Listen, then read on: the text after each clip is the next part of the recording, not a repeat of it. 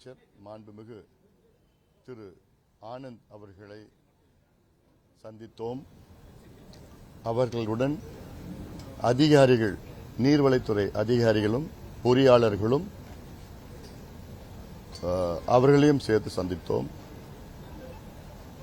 பிறகு தமிழ்நாடு பொதுப்பணித்துறை மற்றும் நெடுஞ்சாலைத்துறை அமைச்சர் மாண்புமிகு திரு ஆதவ் அர்ஜுன் அவர்களும் இந்த கூட்டத்தில் கலந்து கொண்டார்கள். முதலமைச்சருடைய சிறப்பு ஆலோசகரும் இந்த கூட்டத்தில் கலந்து கொண்டார்கள், ஜான் அவர்கள். எங்களுடைய நோக்கம், இந்த சந்திப்பின் நோக்கம், இந்த சந்திப்பு என்பது இதற்கு முன்பு திரு ஆனந்த் அவர்களை சந்தித்த நேரத்திலே நான் அடுத்த முறை வருகின்றேன், தமிழ்நாட்டில் உள்ள நீர் மேலாண்மை திட்டங்கள், நீர் பாசன திட்டங்களை பற்றி பேச வேண்டும், ஒரு தேதியை இருவரும் சேர்ந்து ஒதுக்குவோம் என்று கோரிக்கைக்கு இணங்க கடந்த வாரம் இந்த தேதி ஒதுக்கப்பட்டது. அந்த அடிப்படையிலே தான் இன்று வருகை தந்து கிட்டத்தட்ட ஒரு மணி நேரம் தமிழ்நாட்டில் உள்ள அனைத்து விதமான நீர் திட்டங்கள், நீர் மேலாண்மை, அடுத்த 50-100 ஆண்டுகளுக்கு அரசு என்ன செய்ய வேண்டும் என்று ஆலோசனைகளை கொடுத்தோம், அனுபவங்களை பகிர்ந்து கொண்டோம். காரணம், தமிழ்நாட்டில் உள்ள 38 மாவட்டத்தில் உள்ள பிரச்சனைகளை பற்றி நன்கு அறிந்து அதில் நேரடியாக அந்த பகுதிக்கு சென்று அதற்கு என்ன பிரச்சனை, என்ன தீர்வு என்றெல்லாம் நாங்கள் பாட்டாளி மக்கள் கட்சி ஆக்கப்பூர்வமாக செய்து வருகின்றோம். அந்த அடிப்படையில் தான் இந்த சந்திப்பு ஒரு ஆக்கப்பூர்வமான சந்திப்பு. இதை இந்த புதிய அரசை, அதாவது ஒரு வித்தியாசமான அணுகுமுறை, அதாவது எங்களுடைய ஆலோசனைகளை கேட்பதற்கு ஒரு வித்தியாசமான அதிகாரிகளை வைத்து இப்படி ஒரு கூட்டத்தை நடத்திய அரசுக்கு எங்களுடைய வாழ்த்துக்களை, பாராட்டுகளை நாங்கள் தெரிவிக்கின்றோம். இதில் நாங்க இப்போ பேசிய திட்டங்கள் பாத்தீங்கன்னா, காவிரி குண்டார் திட்டம். காவிரி குண்டார் திட்டம் என்பது அந்த பகுதி தென் மாவட்டங்களுக்கு செல்லுகின்ற காவிரி உபரிநீர் திட்டம். அங்க தென் மாவட்டங்கள் மக்கள் இந்த திட்டத்திற்காக கிட்டத்தட்ட 50 ஆண்டு கால கோரிக்கை. இந்த திட்டம் மிக மிக மெதுவாக செயல்படுத்தப்படுகிறது. 2008 அறிவிச்சோம், இன்னைக்கு ஒரு 3 விழுக்காடு தான் இந்த திட்டம் நிறைவேற்றப்பட்டிருக்கிறது. அதனால இது கொஞ்சம் திட்டத்தை பத்தி பேசணும். அது இல்லாம தருமபுரி சட்டமன்ற தொகுதியின் உறுப்பினர் சுவாமி அன்புமணி அவர்களுடைய அங்கு தருமபுரி மாவட்டத்தில் உள்ள தர்மபுரி ஒகேனக்கல் காவிரி உபரிநீர் திட்டம், இதை பற்றியும் விரிவாக பேசியிருக்கிறோம். சோழர் பாசன திட்டம், அரியலூர் சோழர் பாசன திட்டம், இது நம்முடைய வைத்தி அவர்கள் பகுதியில் சட்டமன்ற உறுப்பினர், ஜெயங்கொண்டம் சட்டமன்ற உறுப்பினர் வைத்தி அவர்கள், சோழர் காலத்தில் 1000 ஆண்டுகளுக்கு முன்பு அரியலூர் மாவட்டம் மிக செழுமையான பகுதியாக இருந்தது. இன்னைக்கு அதிக அளவில் வறட்சி. ஆனாலும் அந்த மாவட்டத்தில் கொள்ளிடமாறு, காவிரியின் கொள்ளிடமாறு கிளை அங்கே செல்கிறது. ஆனாலும் அங்கே குடிப்பதற்கு விவசாயத்துக்கு தண்ணி கிடையாது. அதை பத்தி பேசணும். எப்படி ஒரு ஏரியில தண்ணி நிரம்பிச்சுன்னா, சேரன்மாதேவி ஏரி, கரிவெட்டி ஏரி, செம்பிமாதேவி, சித்தமல்லி ஏரி, பொன்னேரி, இதெல்லாம் ஒன்னொரு ஏரியில அப்படி அடுத்த ஏரிக்கு போய் வீராணை ஏரி வரைக்கும் அந்த தண்ணிக்கு போவோம். இதெல்லாம் சாதாரணமா செய்கின்ற ஒரு திட்டங்கள். அடுத்து திருவண்ணாமலை மாவட்டம், விழுப்புரம் மாவட்டம், நந்தன் கால்வாய் திட்டம்.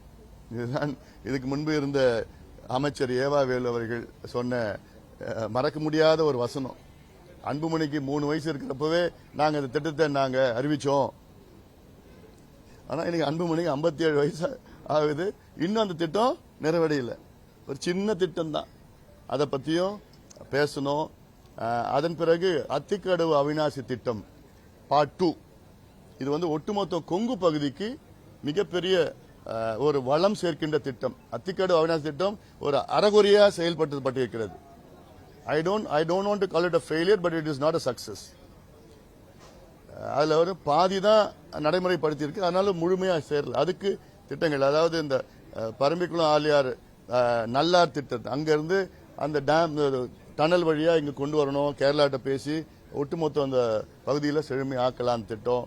அப்புறம் வந்து காவிரி வலதுகரை திட்டம், தோனி மடுவு திட்டம், அப்புறம் எண்ணெய்கோல் புதூர் தும்பலி திட்டம், படிதலா திட்டம், தென்பெண்ணை பாலார் இணைக்கின்ற திட்டம், தென்பெண்ணை செய்யார் இணைக்கின்ற திட்டம், இப்படியெல்லாம் கிட்டத்தட்ட ஒரு 10-12 திட்டங்களை பற்றி விரிவா பேசணும்.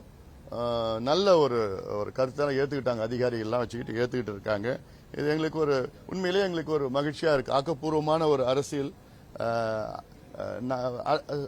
இந்த அரசு செய்து வருகிறது என்று நான் என்னால சொல்ல முடியும். அதை ஏத்துக்கிட்டு மட்டும் இல்ல, நிச்சயமா அடுத்தடுத்து ஃபாலோ அப் என்ன பண்ண போறோம். நிதி ஆதாரம் இல்ல. அதாவது கடந்த 60 ஆண்டு காலம் இந்த திராவிட கட்சிகள் உடைய மிகப்பெரிய தோல்வி என்பது நீர் மேலாண்மையில நீர் திட்டங்களுக்கும் நீர் மேலாண்மை திட்டங்களுக்கும் முக்கியத்துவம் கொடுக்காததுதான் இந்த திராவிட கட்சிகள் தமிழ்நாட்டுக்கு செய்த அவங்களுடைய மிகப்பெரிய தோல்வியை நான் பார்க்கிறேன். துரோகம்னு சொல்றது பெரிய வார்த்தை அது, ஆனாலும் தோல்வியா நான் பார்க்கிறேன். The biggest failure of the Dravidian parties in the last 6 years in Tamil Nadu is not investing in water management and water irrigation schemes. இதுல என்னன்னா தமிழ்நாட்டினுடைய பாசன பரப்பு கடந்த 45 ஆண்டு காலத்தில் 40 லட்சம் ஏக்கர் குறைஞ்சிருக்கிறது. இது எவ்வளவு பெரிய ஒரு செய்தி. இது 45 வருஷத்துல 40 லட்சம் ஏக்கர் பாசனம் குறைஞ்சிருக்கு தமிழ்நாட்டில். ஏன்னா நீர் திட்டங்கள்ல நம்ம முக்கியத்துவம் கொடுக்கல. 1000 ரூபாய் மாசம் கொடுக்கிறோம், 2000 ரூபாய் கொடுக்கிறோம், பொங்கலுக்கு கொடுக்கிறோம், கோடை காலத்துக்கு கொடுக்கிறோம், எல்லாம் கொடுக்கிறோம். ஆனா இதுல இன்வெஸ்ட் பண்ணாதான் நாளைக்கு காலங்காலமா நமக்கு இன்னைக்கு நீர் பிரச்சனை பற்றாக்குறை இருக்கு. இப்ப ஏற்கனவே காவிரி பிரச்சனை இருக்கு. இதெல்லாம் இன்வெஸ்ட் பண்ணணும்னா நீர் திட்டங்கள் அங்க இருக்கிற நீர், நமக்கு மழை வருது. இந்த வருஷம் எல் நீனோனால மழை இல்ல, பொதுவா மழை வருது. ஆனா வர மழை குறுகிய காலத்தில் பெய்யுது. இதுக்கு முன்னாடி ஒரு பருவம் என்பது 45 இருந்து 50 நாள் மழை பருவம், 3 மாசம் 6 மாதம் பருவம் தென்மேற்கும் வடகிழக்கும். அந்த 6 மாதத்துல 45 நாள் 50 நாள்ல மழை பெய்யுற நாட்கள். ஆனா இன்னைக்கு மழை பெய்யுற நாட்கள் பாத்தீங்கன்னா 30 இருந்து 35 நாள்ல பெய்ஞ்சிருது. 50 நாள்ல பெய்யுற மழை. அப்போ அது தேக்கி வைக்கிறதுக்கு நமக்கு இல்ல. ஏரிகள்லாம் காணாம போயிடுச்சு, ஏரிகள் தூர் வாரல. தமிழ்நாட்டில் உள்ள 27,000 ஏரிகளை 1 மீட்டர் தூர் வாரினா, ஒவ்வொரு ஏரியும் 1 மீட்டர் தூர் வாரினா 200 டிஎம்சி கொள்ளளவு நம்ம இன்க்ரீஸ் பண்ணலாம் தமிழ்நாட்டில். இவ்வளவு ஸ்கீம்ஸ் எல்லாம் இருக்கு. ஆனா அதுக்கு திட்டம் போடணும், அதுக்கு நிதி போடணும், எல்லாம் இருக்கு. அதனால இப்ப வேர்ல்ட் பேங்க், அதாவது குளோபல் வார்மிங் கிளைமேட் சேஞ்சுக்கு வந்து வேர்ல்ட் பேங்க் அவங்க கிட்ட billions and billions of dollars கடன் கொடுக்கிறது வேர்ல்ட் பேங்க் தயார் நிலையில் இருக்கிறாங்க. ADB bank, BRICS bank, Asian bank, new development bank, இவ்வளவு பேங்க்ஸ் எல்லாமே இந்த மிட்டிகேஷன் அடாப்டேஷன் சொல்றது, காலநிலை மாற்றம், கிளைமேட் சேஞ்ச், இதுக்கெல்லாம் தயார் நிலையில் இருக்காங்க கொடுக்கறதுக்கு. இப்ப தருமபுரி ஸ்கீமே வந்து ஜப்பான் ஜைகா ஃபண்ட்ஸ் தான் வருது. தருமபுரியில நடக்கிறது வந்து புளோரைட் மிட்டிகேஷன் ஸ்கீம். புளோரோசிஸ் இருக்கு, புளோரைட் அதிகமா தண்ணியில இருக்கிறதுனால அது மிட்டிகேட் பண்ணணும்னா அதுக்கு காவிரியில போற தண்ணியில சேர்ந்து மாத்தி பண்ணணும். அது வந்து ஜப்பான் பண்றாங்க. சோ இப்ப இருக்கிற சிச்சுவேஷன்ல தமிழ்நாடு அரசு 1 லட்சம் கோடி ரூபாய் அடுத்த 10 ஆண்டுகளுக்கு நீர் திட்டங்களுக்கு மட்டும் முதலீடு செய்யணும். இதுல எங்க கிட்ட நிதி இல்ல. கடந்த ஆட்சி காலத்துல நிதி எல்லாம் பண்ணிட்டாங்க. இல்லன்னா கடன் தொல்லை நிறைய. தமிழ்நாட்டு கடன் பாத்தீங்கன்னா நேரடி கடன் 10 லட்சம் கோடி, அந்த பொதுத்துறை எல்லாம் 13 லட்சம் கோடி கடன்ல இருக்குது. அது தப்பு இல்ல, நான் இல்லன்னு சொல்லல. ஆனாலும் முக்கியத்துவமான இந்த திட்டம் நீர் மேலாண்மை திட்டம், நீர் திட்டத்திற்கு 1 லட்சம் கோடி தனியா கடனை வாங்கி ஒவ்வொரு வருஷமா கிட்டத்தட்ட 10,000, 20,000 கோடி 20,000 கோடி 20,000 கோடின்னு சொல்லி செலவு பண்ணாதான் நாளைக்கு பிற்காலத்தில் தமிழ்நாடு வளம் பெறும், வளர்ச்சியான தமிழ்நாடு, செழுமையான தமிழ்நாடு வரும். ஏன்னா இப்பயே பாத்தீங்கன்னா தமிழ்நாடு இன்னைக்கு நம்ம சொல்லலாம், தமிழ்நாடு வந்து அதிகமா இந்தியாவிலே அதிக நகரமயமாக்கிய தமிழ்நாடுன்னு சொல்லலாம். 55 விழுக்காடு மக்கள் தமிழ்நாட்டில் நகரத்தில் வாழ்ந்துட்டு இருக்காங்க. இது வந்து ஃபெயிலியர் ஆஃப் த கவர்மெண்ட் சொல்லுவேன். இது அரசுடைய தோல்வி. எல்லாமே நகரத்துக்கு வர்றாங்க. ஏன் வர்றாங்கன்னா கிராமத்தில் தண்ணி இல்லை, ஊரக பகுதியில் விவசாயம் இல்லை, வாழ்வாதாரம் இல்லை. அந்த தண்ணியை பரவலா எல்லா மாவட்டத்துக்கும் எல்லா பகுதிகளுக்கும் பரப்புனா நகரத்திலிருந்து மறுபடியும் கிராமம் நோக்கி போகணும், ரிவர்ஸ் மைக்ரேஷன் செய்யணும். அதான் ஒரு அரசுக்கு ஒரு சக்சஸ். அது இதெல்லாம் பல நல்ல ஆக்கப்பூர்வமான திட்டங்களை நாங்கள் சொல்லியிருக்கிறோம். அது கேட்பாங்க. அடுத்தது காவிரி, காவிரி பிரச்சனையை பற்றியும் பேசணும். இந்த மேகதாது பற்றி பிரச்சனையை பேசணும். இந்த மேகதாது இப்போ 4 நாட்களாக நான் ஒரு தமிழ்நாட்டில் ஒரு விழிப்புணர்வு பிரச்சாரம் மேற்கொண்டேன். மேகதாது அணை கர்நாடகாவில் கட்டக்கூடாது, ஏன்னா இது தமிழ்நாட்டுக்கு மிகப்பெரிய ஒரு பாதிப்பு வரும். நடுவர் மன்றம் இறுதி தீர்ப்பு, உச்சநீதிமன்றம் தீர்ப்பு அத்தனையும் எதிரான இந்த மேகதாது அணை. ஏன்னா உச்சநீதிமன்றம் தெளிவாக சொல்லியிருக்கிறாங்க 2033 வரைக்கும் எந்த அங்க கட்டுமானங்கள் வரக்கூடாது, அக்ரிமெண்ட் மாசம் இவ்வளவு தண்ணி விடணும்னு இருக்கு. அந்த அக்ரிமெண்ட் படி பாத்தீங்கன்னா போன மாசம் கூட ஜூன் மாசம் கர்நாடகா நமக்கு காவிரி மூலமா விட வேண்டிய தண்ணி 9.91 டிஎம்சி, ஆனா நமக்கு கிடைச்சது 2.91 டிஎம்சி தான். ஜூலை மாசம் 32 டிஎம்சி கொடுக்கணும். இந்த மாசம் தண்ணி கொடுக்க போறது கிடையாது. மேட்டூர் அணையில 93 டிஎம்சி கொள்ளளவு கொண்ட மேட்டூர் அணை இன்னைக்கு 40 டிஎம்சி தான் தண்ணி இருக்கு. அந்த தண்ணி குடிக்கிறது தான் பயன்படுத்த முடியும். சம்பாவுக்கு குறுவைக்கு சாகுபடி தண்ணி ஜூன் 12 டேம் திறக்கல, ஏன்னா தண்ணி இல்லை. இப்போ காவிரியில நான் போயிட்டு வந்தேன், நேற்று முந்தா நாள் காவிரி பக்கம் போனேன் அங்க பிரச்சாரத்துக்கு. அப்ப சொன்னாங்க, ஐயா எங்களுக்கு இந்த வருஷம் சம்பா குறுவை முடிஞ்சு போச்சு, சம்பாவது எங்களால பயிரிட முடியுமா, சாகுபடி செய்ய முடியுமான்னு கேள்வி கேட்டாங்க. எக்ஸ்பர்ட் சொல்றாங்க சூப்பர் எல்னினோ எஃபெக்ட் இருக்கிற ஆண்டுல நவம்பர் கூட வறட்சி இருக்கும்னு சொல்றாங்க. அதுக்கு முதலமைச்சர் அவர்கள் தனி ஒரு மீட்டிங் போடணும், ஒரு ஆலோசனை கொடுத்துருக்கோம். இந்த பிரச்சனைக்கு மீட்டிங் போட்டு என்ன வறட்சி வந்துச்சுன்னா என்ன செய்யலாம், விவசாயிகள் பாதிப்பு, குடிநீர் பிரச்சனை, மக்களுக்கு என்ன இருக்கு, இது மீட்டிங் போட்டு பேசணும்னு சொல்லியிருக்கிறோம். அதனால இந்த மேகதாது கட்டக்கூடாது ஒரு கோரிக்கையும் வச்சிருக்கிறோம். முதலமைச்சர் தலைமையில ஒரு அனைத்து கட்சி கூட்டம் போடணும் மேகதாது பிரச்சனைக்காக. கூட்டம் போட்டு அதுக்கு பிறகு அனைத்து கட்சி தலைவர்கள் மட்டுமல்ல, அனைத்து சட்டமன்ற குழு தலைவர்களோ சட்டமன்ற உறுப்பினர்களோ அத்துணை நாடாளுமன்ற உறுப்பினர்களோ டெல்லிக்கு அழைத்து சென்று பிரதமர் அவர்களை சந்தித்து அழுத்தம் கொடுத்து வலியுறுத்தி, நீர்வளத்துறை அமைச்சரை சந்தித்து வலியுறுத்தி இதை திட்டத்தை நிறுத்தணும்னு, அதை உடனடியாக செய்யணும்னு ஆலோசனை கொடுத்திருக்கிறோம். நல்லபடியா ஏத்துட்டு இருக்கிறாங்க. இது நடக்கும்னு நான் நம்புறேன். நான் அதே போன்று அடுத்து நீங்க கேட்பீங்க மேகதாது நடுவர் மன்றம். மேகதாது நடுவர் மன்றத்தை பத்தி எங்களுக்கு விளக்கமா சொன்னாங்க. ஏன் மேகதாது நடுவர் மன்றம் அமைக்கிறோம், நாங்க தீர்மானம் ஒன்று போட்டிருக்கிறோம். இது திடீர் என்று வந்தது கிடையாது. இது கடந்த காலத்திலையும் அவங்க சொல்லியிருக்கிறாங்க. கான்ஸ்டிடியூஷன் நீதி உச்சநீதிமன்றம் சிறப்பு வழக்கறிஞர்கள்லாம் இதுல நடுவர் மன்றம் நம்ம கேட்டாதான் அதற்கு கால அவகாசம் நீடித்து போலும் அப்படிலாம் சொல்லி விளக்கம் சொன்னாங்க. ஆனால் அந்த விளக்கம் எங்களால் ஏற்புடையது இல்லை. எங்களை பொறுத்த வரைக்கும் மேகதாது நாங்க ஏத்துக்கிறது இல்லை. மேகதாது ஏத்துக்காத பொழுது மேகதாது நடுவர் மன்றமும் நாங்க ஏத்துக்கிறது கிடையாது. அதனால மேகதாது நடுவர் மன்றம் தேவையற்றது. இன்னைக்கு நம்ம நிறைய வழக்குகள் போடணும், வெவ்வேறு விதமான வழக்குகள் போடணும் மேகதாது அணைக்கு அந்த எதிரான. ஏன்னா 12,500 ஏக்கர் காட்டு அழிச்சு மேகதாது அணை கட்ட திட்டமிட்டிருக்கிறாங்க. அந்த காடு என்பது 3 சரணாலயங்கள் இருக்கு, புலிகள் சரணாலயங்கள் இருக்கு அந்த காட்டுக்குள்ள. அதுல பாத்தீங்கன்னா காவிரி வனவிலங்கு சரணாலயம், காவிரி வைல்ட் லைஃப் சாங்சுரி எல்லாம் இருக்கு. அது மாதிரி பல புலிகள் சரணாலயம் இருக்கு. நூற்றுக்கணக்கான புலிகள் இருக்கு, ஆயிரக்கணக்கான யானைகள், சிறுத்தைகள், கரடிகள், 4 கொம்பு மான்கள் இருந்து மகாசீர் மீன், பல வகையான மரங்கள், 300 வருஷம் பழமையான மரங்கள் எல்லாம் அவ்வளவு மரங்கள் இருக்கு. எல்லாத்தையும் அழிச்சுதான் அவங்க அந்த மேகதாது கட்ட போறாங்க. அதனால ஒவ்வொரு திசையிலும் வழக்கு போடணும். பயோடைவர்சிட்டி ஆக்ட் இருக்கு. பயோடைவர்சிட்டி நம்ம மான்ட்ரியல் பயோடைவர்சிட்டி இன்டர்நேஷனல் ட்ரீட்டில இந்தியா கையெழுத்து போட்டிருக்கு.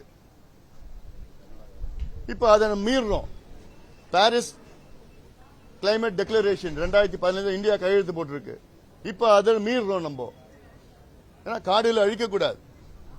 அதே போன்று எத்தனை எக்காலஜி, ஃபாரஸ்ட், இரிகேஷன் ஸ்கீம்ஸ், ஒவ்வொரு விதமான பல வகையான கேஸ் வழக்கு போட்டு பண்ண. கர்நாடகாவில் 2028 தேர்தல் வருது. அந்த தேர்தலுக்காக இப்போ கர்நாடகா முதலமைச்சர் டி.கே. சிவகுமார் அவர்கள் என்னென்ன பொய்ய சொல்லிட்டு வர்றார். மேகதாதான இது பெங்களூர் குடிநீருக்காக நாங்க கொண்டு வந்த திட்டம். பெங்களூர் குடிநீருக்கு உங்களுக்கு தேவை இன்னும் கூடுதலாக 5 TMC தண்ணி. சுப்ரீம் கோர்ட் 2018 இறுதி தீர்ப்புல 4.75 TMC பெங்களூர் குடிநீருக்காக ஒதுக்கீடு செய்திருக்கிறது. அந்த தண்ணி எங்க இருந்து வருதுன்னா KRS அணையிலிருந்து பெங்களூருக்கு வருது. அந்த KRS அணை பெங்களூர்ல இருந்து 150 கிலோமீட்டர் தள்ளி இருக்கு. கிருஷ்ணராஜ சாகர் அணை. உங்களுக்கு இன்னும் 5 TMC தேவைன்னா அதே KRS அணையிலிருந்து நீங்க கூடுதல் 5 TMC எடுத்துக்கோங்க. எதுக்கு ஒரு பைசா இல்லாம நீங்க அந்த தண்ணி உங்களுக்கு 5 TMC பெங்களூருக்கு கிடைக்கும். அதை விட்டுட்டு கர்நாடகா எல்லையில தமிழ்நாடு எல்லையில 70 TMC மேகதாதான கட்டி அங்கிருந்து பெங்களூருக்கு ஏன் தண்ணி எடுத்துட்டு போறீங்க? இது உறுதியா நீர் பாசன திட்டம், அவ்வளவுதான். இது குடிநீர் திட்டமே கிடையாது. குடிநீர் திட்டம்னா 3 TMC 5 TMC 10 TMC அதுக்கு மேல எங்கேயுமே குடிநீர் திட்டம் கிடையாது. இது விவசாய திட்டம், நீர்ப்பாசன திட்டம். 1974 காவிரி ஆற்று படுகையில் கர்நாடகாவில் உள்ள காவிரி ஆற்று படுகையில் விவசாய நில பரப்பளவு 6.8 லட்சம் ஏக்கர். 1974 6.8 lakh ஏக்கர்ஸ் காவிரியில கல்டிவபிள் லேண்ட் கர்நாடகாவில். இன்னைக்கு அது 21 லட்சம் ஏக்கரா உயர்ந்திருக்கு. தமிழ்நாட்டில் 74 29 லட்சம் ஏக்கர் கல்டிவபிள் லேண்ட் காவிரியில தமிழ்நாட்டில். இன்னைக்கு அது 20 லட்சமா குறைஞ்சிருக்கு. மேகதாதான கட்டிட்டாங்கன்னா தமிழ்நாட்டில் 20 லட்சத்திலிருந்து 10 லட்சமா குறையும். கர்நாடகாவில் 21 லட்சத்திலிருந்து 30 லட்சமா உயரும். அப்போ நமக்கு குடிநீர் மட்டும் இல்ல, சாப்பாட்டுக்கு கிடைக்காது, சோறு கிடைக்காது, உணவு பஞ்சம் வரும். அதனால காவிரி என்பது நம் உரிமை. அது காலகாலமா நம்ம தான் பயன்படுத்திட்டு வரோம். அவங்க திடீர்னு அங்க நம்ம அனுமதி இல்லாம ஏமாவத்தி ஆரங்கி கபினின்னு கட்டிட்டாங்க. இப்ப இன்னொரு அணை கட்டுறதுக்கு துடிச்சிட்டு இருக்கிறாங்க. அதனால இதுல அத்தனை கட்சிகளும் ஒன்றாக இருக்கணும். இதுல நமக்குள்ள வேற்றுமைகளா இருக்கக்கூடாது. அதனால இது ரொம்ப ஒரு வார் ஃபுட்டிங் எடுத்து பண்ணணும். அவங்க வேகமா இருக்கிறாங்க. கர்நாடகா வைல்ட் லைஃப் போர்டு பாத்தீங்கன்னா மேல மேகதாது பகுதியில போய் ஆய்வு பண்ணிட்டு இருக்கிறாங்க. எவ்வளவு மரம் இருக்கு, எவ்வளவு மரம் அழியும், எவ்வளவு புலிகள் இருக்கு, எவ்வளவு வனவிலங்குகள் இருக்கு, எவ்வளவு ஏரியா அது ஸ்ட்ராங்கா இருக்கா, எர்த்குவேக் வருமா, இதெல்லாம் நிறைய வேகமா வேலை நடந்துட்டு இருக்கு. அல்ல இது நம்ம கொஞ்சம் வேகப்படுத்தணும். இதுல மிகப்பெரிய ஒரு தமிழ்நாட்டுடைய முதன்மை பிரச்சனையா இதுதான் நான் பாக்குறேன். நான் கேள்வி எல்லா டிஸ்ட்ரிக்ட்லயும் இப்போ நீங்க பிரசன்டேஷன் பண்ணும்போது ஒவ்வொரு டிஸ்ட்ரிக்ட்ல ஒவ்வொரு இஷ்யூ இருக்கும். இப்போ கரூர் டிஸ்ட்ரிக்ட்னா அங்க ஒன்று இருக்கும், திருப்பூர் டிஸ்ட்ரிக்ட்னா ஒன்று இருக்கும். குறிப்பா திருப்பூர் டிஸ்ட்ரிக்ட் எடுத்துட்டோம்னா நீங்க PAP பரம்பிக்குள்ள ஆலையிலிருந்து வரக்கூடிய அந்த உபரி நீரை உப்பாறு டேமுக்கு திருப்பிட்டாலும் போதும். ஆனா அதையும் கொடுக்காம அது ஒரு பக்கம் இருக்கு. அதே பாருங்க அமராவதி அதுன்னு பாத்தீங்கன்னா கரூர் டிஸ்ட்ரிக்ட்ல அந்த ஒவ்வொரு ஏரியை கடந்து பெரிய தாதம்பாறை ஏரி, பஞ்சப்பட்டி, அமராவதியில பாம்பார் அந்த கரூர் பக்கம் போயிட்டோம்னா சின்னத்தாராவது பாத்தீங்கன்னா ஒவ்வொரு ஏரிக்கு பெரிய தாதம்பாறை ஏரி கிட்டத்தட்ட 500 ஏக்கரா அந்த ஏரிக்கு என்னாச்சுன்னு தெரியல. அந்த நீர்வழி பார்த்து அவ்வளவு செழிப்பா இருந்த இடம். அதை விட்டு பாத்தீங்கன்னா பஞ்சப்பட்டி ஏரி பொறுத்த வரைக்கும் பாத்தீங்கன்னா இவ்வளவு ஒவ்வொரு டிஸ்ட்ரிக்ட் நீங்க கொடுக்க முடியும். ஏன்னா ஒரு பக்கம் காவிரி ஆற்று நம்பி இருக்கிறத விட இன்னொரு பக்கம் ரெயின் வாட்டர் நமக்கு வர தண்ணியே வரக்கூடிய தண்ணியை இதுக்கு மழைநீர் சேமிப்பை பொறுத்த வரைக்கும் எந்த மாதிரி ஐடியாஸ் கொடுத்தீங்க, அவங்க என்ன சொல்றாங்க? இதைத்தான் நான் எனக்கு இந்த டைம் வாங்கினது தமிழ்நாட்டில் நிலுவையில் உள்ள நீர் திட்டங்கள். இப்ப இதுல மேற்கு தொடர்ச்சி மலை தான் நமக்கு source of all the water. நமக்கு காவிரி கூட மேற்கு தொடர்ச்சி மலையில தான் வருது. இல்ல சும்மா இந்த ஒரு ஆறு மட்டும்தான் இந்த பக்கத்தில் வருது. ஆரணி ஆறு தான் ஆந்திரால. இதுல இந்த பரம்பிக்குளம் ஆரியார் நல்லார் திட்டம், பாம்பார் திட்டம், இந்த அமராவதி ஆறுக்கு போறது, பாண்டியார் புன்னம்புழா திட்டம், இதெல்லாம் கேரளாவுக்கும் நமக்கும் இருக்கிற இஷ்யூஸ் இருக்கு. இப்போ சிறுவாணி தண்ணி வருது, சிறுவாணி ஆற்றுல தண்ணி வருது. அட்டப்பாடியில 3 பண்டு கட்டி அவங்க கேரளாவில் என்ன பண்டு சின்ன சின்னதா கட்டி அப்புறம் அதுக்கு மேல அப்படியே அணையை கட்டி அப்புறம் தடுப்பணை கட்டுவாங்க, அப்புறம் அணையை கட்டிட்டு தண்ணி நிறுத்துவாங்க. சோ இப்படி ஒன்னு போய் அதெல்லாம் பேசி இருக்கிறோம். இதுல நீங்க கவனம் செலுத்துங்க. நீங்க கேரளா நம்ம கேரளா சிஎம் போய் பார்க்கணும். முல்லை பெரியார் அதுல என்ன முல்லை பெரியார் கேரளாவில் அவங்க ஸ்ட்ராட்டஜி என்னன்னா நிறைய கேஸ் போட்டாங்க. ஒரு பேபி டேம்ல ஒரு 15 மரத்தை எடுக்க முடியல. சுப்ரீம் கோர்ட்டு 2014 எக்ஸ்பர்ட்ஸ்லாம் மறுபடியும் உறுதிப்படுத்தி இது இன்னும் 100 வருஷம் தாங்கும் முல்லை பெரியார் அண்ணன் சொன்னதுக்கு அப்புறம் தான் 136 இருந்து இன்னைக்கு 142 அடி. நமக்கு வேண்டியது 152 அடி போயிட்டு அப்புறம் 56 அடிலாம் அதெல்லாம் அது எப்ப நடக்கும்னு தெரியல எனக்கு. ஆனா இன்னைக்கு 8 வழக்கு இருக்கு. ஒவ்வொரு பகுதியிலும் ஒவ்வொரு வகையால போட்ட வழக்குனால நம்ம அது உள்ள போகணும். ஒரு 15 மரத்தை பேபி டேம்ல இருந்து எடுத்தா அது ஸ்ட்ரென்தன் பண்ணலாம். அது 10 வருஷமா என்னால எடுக்க முடியல. இதே டெக்னிக் தான் இதுக்கு ஃபாலோ பண்ணணும் மேகதாதுக்கு. சோ இதுல நிறைய இருக்கு. நிறைய அங்க இருந்து ஒவ்வொரு பகுதியும் நான் நேரடியாக போய் பார்த்தா அந்தந்த மக்களுடைய கோரிக்கைகள் நிறைய இருக்கு. விவசாயிகளுடைய கோரிக்கைகள் நிறைய இருக்குது. தண்ணி இருக்கு, ஆனா இந்த ஸ்கீம்ல தண்ணி டைவர்ட் பண்ணி பண்ணணும். அவங்களுக்கு மனசு இருக்கு, நிதி ஆதாரம் இல்ல.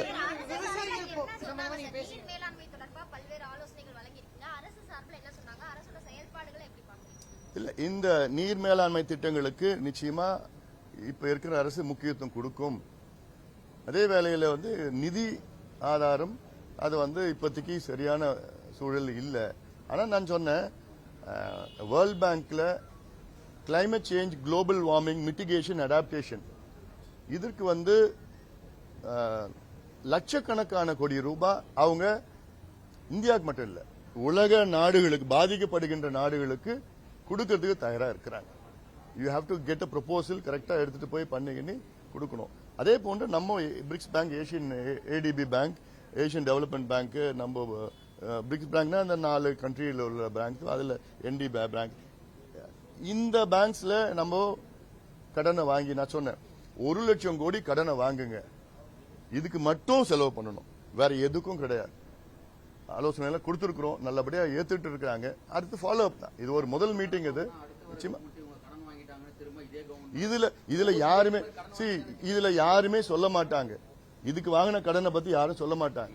ஏன்னா கடந்த திமுக ஆட்சியில கடன் வாங்கினது பாத்தீங்கன்னா, இவங்க திமுக ஆட்சி வருவதற்கு முன்பு தமிழ்நாட்டுடைய மொத்த கடன் 4,53,000 கோடி, மேபி 4,56,000 கோடின்னு வச்சுக்கலாம்.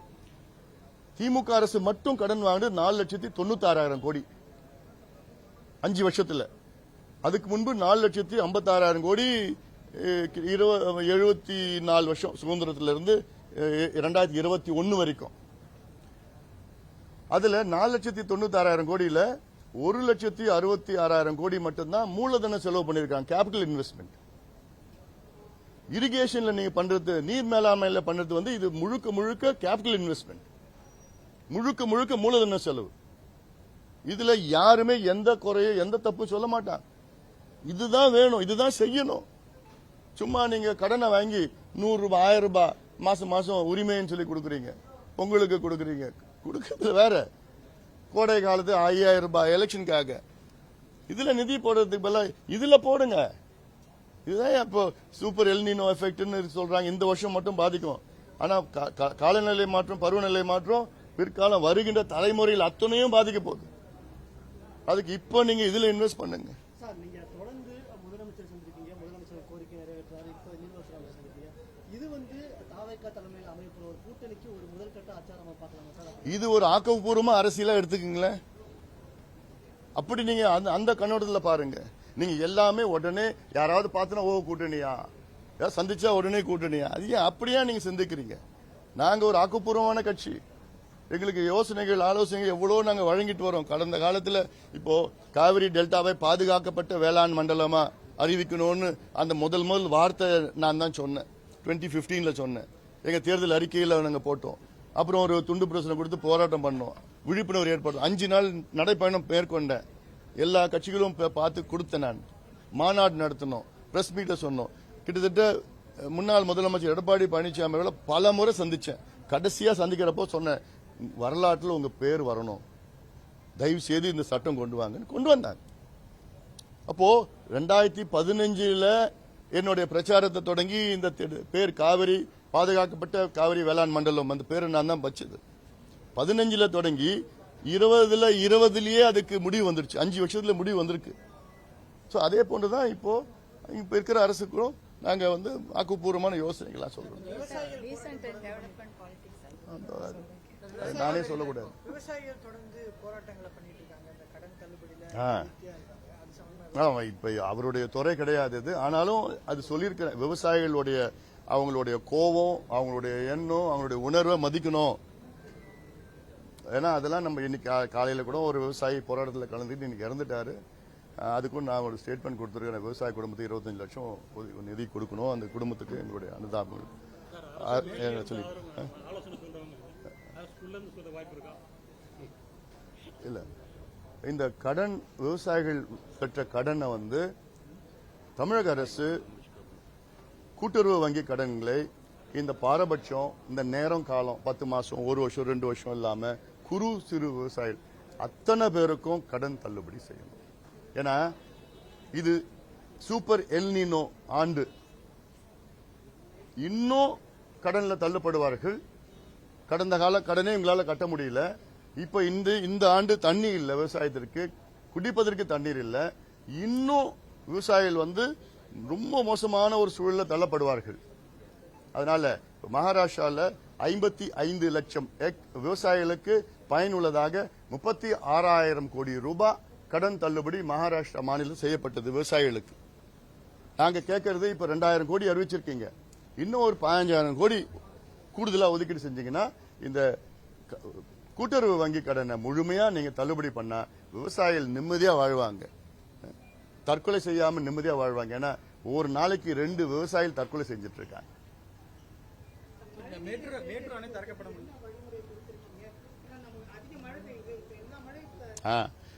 இப்ப என்னன்னா நான் சொன்னது தமிழ்நாட்டில் 42,000 ஏரி இருந்தது. இன்னைக்கு மிச்சம் வச்சிருக்கிறது வந்து மொத்தம் 27,000 தான். 15,000 ஏரி க்ளோஸ் பண்ணிட்டாங்க. இந்த 2 பேரும் சேர்ந்து 60 ஆண்டு காலமா இருக்குது 27,000. அதுல 2 வகையானவர்.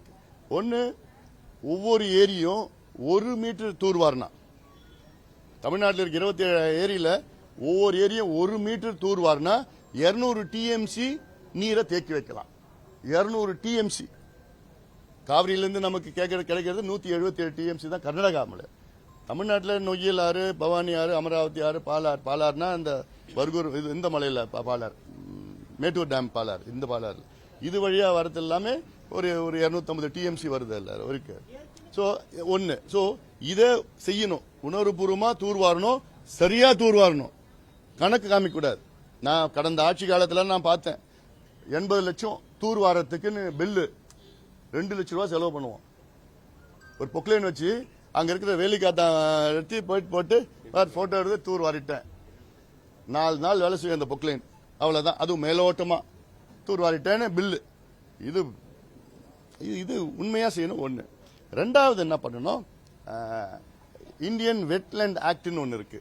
அதுல இந்தியன் வெட்லேண்ட் ரூல்ஸ் வந்து 2016-17 வந்து மத்தியில அறிவிச்சிருக்கிறாங்க. அந்த ரூல்ஸ் படி என்ன பண்ணணும்னா, இந்தியாவில் உள்ள அனைத்து ஏரி, குளம், கண்மாய்கள், வெட்லேண்ட் 5 ஏக்கருக்கு மேல இருக்கிற ஏரி, குளம், இதுக்கு தமிழ்நாடு 26,000 ஏரி குளங்கள் இருக்கு 5 ஏக்கருக்கு மேல. இது எல்லாமே ஜிஐஎஸ் மேப் பண்ணி இயர் மார்க் பண்ணி நோட்டிஃபை பண்ணணும். நோட்டிஃபை பண்ணா யாரும் உள்ள ஒரு அடி கூட உள்ள ஆக்கிரமிப்பு பண்ண முடியாது. இது செய்தா காலங்காலமா நம்முடைய ஏரிகள் காப்பாற்றப்படும். அதுக்கப்புறம் ஏன்னா இப்போ 42,000 இருந்து 27,000 வந்துருச்சு. இப்படியே விட்டுட்டா அடுத்தது 15,000 ஏரி தான் மிச்சமா இருக்கும். இது ஒரு பாதுகாப்பு. இதெல்லாம் அரசு செய்யணும்னு சொல்லியிருக்கிறோம். நம்ம முதலமைச்சர் மேடம் ஜெயலலிதா இருக்கும்போது சென்னையுடைய நீராதாரத்தை பெருக்குவதற்காக ஒவ்வொரு வீடுகளிலும் சேமிப்பு திட்டங்கள்லாம் எதுவும் பண்ணல. இந்த கவர்மெண்ட் அதை பண்ணணும், அதை கோரிக்கை. ஏன்னா சென்னை முழுவதும் நகரமயமாக்கப்பட்டது, பூமிக்கு நிலத்தடி நீர் போகிறதே இல்லை. பல இடங்களில் சிமெண்ட் ரோடு தான் இன்னும் மாநகராட்சியில் போடப்பட்டிருக்கு. இந்த நிலையில் அதை மீண்டும் திட்டத்தை கொண்டு வரணும்னு அரசுக்கு ஏதாவது கோரிக்கை வைக்கிறீங்களா? 2001 வந்து முன்னாள் முதலமைச்சர் ஜெயலலிதா அம்மையார் அவர்கள் அவங்க ஆட்சி காலத்தில் ரெயின் வாட்டர் ஹார்வெஸ்டிங், மழை நீர் சேகரிப்புன்னு சொல்லிட்டு கொண்டு வந்தாங்க. அதுக்கு முன்பு பசுமை தாயகம் சார்பில் நாங்க தொடர்ச்சியா 5 ஆண்டு காலம் இந்த பிரச்சாரத்தை தான் நாங்க மேற்கொண்டோம். அந்த கிரெடிட் எங்களுக்கும் சேரும். இன்னும் ஆட்சி அதிகாரம் வரல. ஆட்சி அதிகாரம் வருவதற்கு முன்பாக இவ்வளோ திட்டங்களை நாங்க ஒவ்வொரு அரசுக்கும் ஆலோசனைகளை வழங்கிய பிறகுதான் அவங்க ஒன்னும் நடைமுறைப்படுத்திட்டு இருக்காங்க. ஆனா எங்களுக்கு என்னன்னா, எங்களுக்கு ஒரு திருப்தி என்னன்னா, தமிழ்நாடு மக்கள் பயன்படுறாங்க. So Tamil Nadu wins finally. யார் செஞ்சாலும் என்ன, எங்களால முடியலையா, அரசு யார் இருக்காங்களோ செய்யட்டோன்னு இருக்குதால. இது அவசியமானது. சென்னை மட்டும் நிச்சயமா செய்யணும், நிச்சயமா அது வேகப்படுத்தணும், உறுதிப்படுத்தணும். ஏன்னா சென்னையில் ஒரு போர்லயோ ஒரு கிணத்துல கூட நல்ல தண்ணி இல்லை, எல்லாம் பிராக்கிஷ் வாட்டர், செலைன் வாட்டர் எல்லாம் ஆயிடுச்சு, அது எல்லாம் உள்ள வந்துடுச்சு, எல்லாம் இருக்குது அதில். அதனால ரீசார்ஜ் அவ்வளோவா செய்யணும். ஹார்வெஸ்டிங் நம்மளுடைய ஏரிகள் இருக்கு, ஆறுகள் இருக்கு, ஆடியார் ஆறு, கூவம் ஆறு, கொசஸ்தலை ஆறு, பள்ளிக்கரணை சதுப்பு நிலம் இருக்கு. பள்ளிக்கரணை சதுப்பு நிலம் 12,500 ஏக்கரா இருந்தது, இன்னைக்கு 2,500 ஏக்கர் தான் இருக்கு. 60 வருஷத்துல 10,000 ஏக்கர் க்ளோஸ், இப்படிதான் சொல்லணும். ஸோ இப்படியெல்லாம் அவ்வளோ கடந்த காலத்தில் எல்லாம் பண்ணியிருக்கிறாங்க. இதற்கு சரிப்படுத்தணும். இப்பதான் வந்திருக்கிறாங்க, 2 மாசம் தான் ஆகுது. ரொம்ப பாரத்தை போடக்கூடாது. கொஞ்சம் கொஞ்சமா சொல்லி நிச்சயமா நல்ல ஆரோக்கியமான ஒரு அரசியல் சொல்ற கருத்துக்கள்லாம் ஏத்துக்கிட்டு நிச்சயமா நாங்க நல்லதை ஆக்கப்பூர்வமா செய்யறோம்னு ஒண்ணு, அது சொல்றதே பெரிய விஷயம் தான். நன்றி. இதுல எல்லாமே டைவர்ட் ஆயிடும். வந்த விஷயம் டைவர்ட் ஆயிடும்.